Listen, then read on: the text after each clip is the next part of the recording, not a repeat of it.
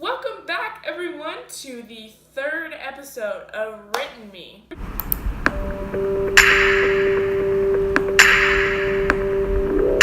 Today we are talking about creating your antagonist. So, first thing I want to say is everything I said about the protagonist applies to the antagonist. You need to find all of those things. You need to find their past and their motivation and their personality.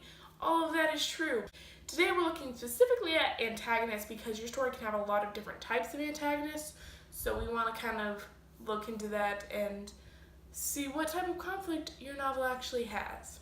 There are four main types of conflict, so I'm just going to introduce them to you and then we're going to go into them in just a sec. The first main type of conflict is character versus character. That can either be an evil character or maybe just a roadblock character. It can be character versus nature, that's the second type.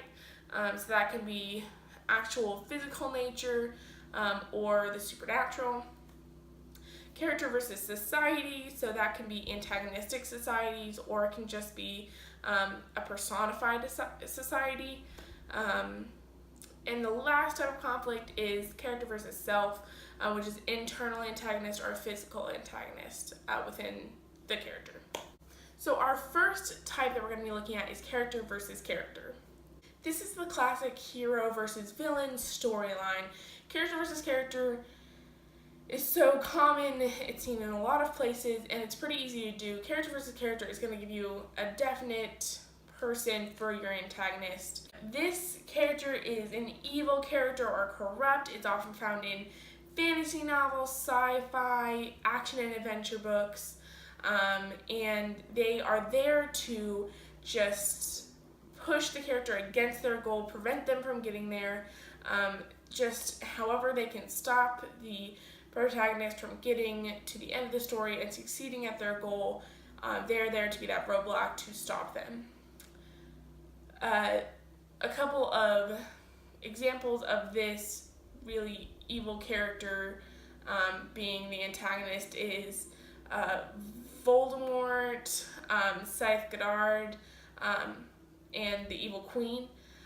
Just looking at a couple of those being very just evil characters, preventing your character from getting what they want.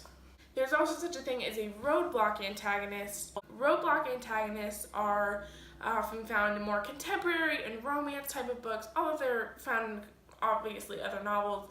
This is kind of their main appearances in those type of books. This character is not the character that needs to be defeated. This isn't someone that they're like, we have to take them down and beat them in a battle. This is just a character that forms a lot of roadblocks in the way of your protagonist on their way through the story.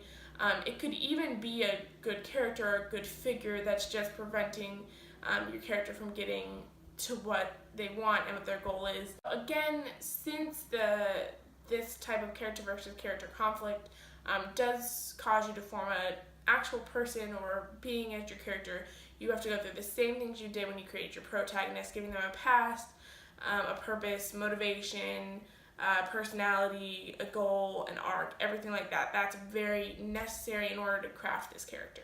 Our next one is character versus nature. So this is very common with character being the antagonist in survival novels and stories like that, such as Hatchet or The Martian, or I mentioned last time The Hunger Games is another example where nature was this antagonist.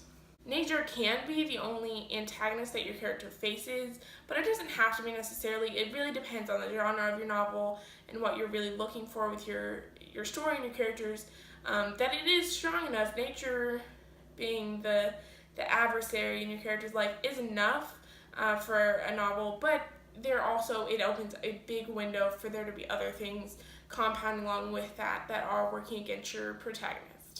So that is kind of with nature, but there's also this whole other, when it's character versus nature, it can be like the supernatural. So this is looking more at things being antagonistic through magic, demonic entities, monsters, things like that. that falls under this character versus nature, these things, these animals, or things that don't really exist in actual nature, but they're supernatural. Next up is looking at character versus society. So this is our third one, and it's highly populous in a lot of novels. Character versus society is kind of broken up into two main parts. So the first one is antagonistic societies. This is super similar to often dystopias. Their whole definition of that society is pretty antagonistic as a group. That's often just one genre that it's often a part of, but essentially when it's antagonistic societies, those are just the actual society or societal norms that work against your character's goals and act as the antagonist. We talked about how antagonistic societies are often just a staple in the whole dystopian genre, again referring to the Hunger Games, Divergent, The Giver, Fahrenheit 451, those are very antagonistic societies. Looking more at societal norms being the antagonistic is much more found in contemporary novels and historical fiction, things like those, where it's not the whole society that is the antagonist, but just these norms or these expectations that are working against your character's goals. Especially when it comes to antagonistic societies, the other part of character versus society is when the society is personified. So often when your main character is having to fight against a society, specifically in dystopians a lot of times, the author will personify the whole evil society into one person to give your characters and your readers someone to look at and someone to fight against, a goal that's visible, that they're not just fighting society as a whole, but they can see this is all that's evil with society personified into one person that your character can work against and fight.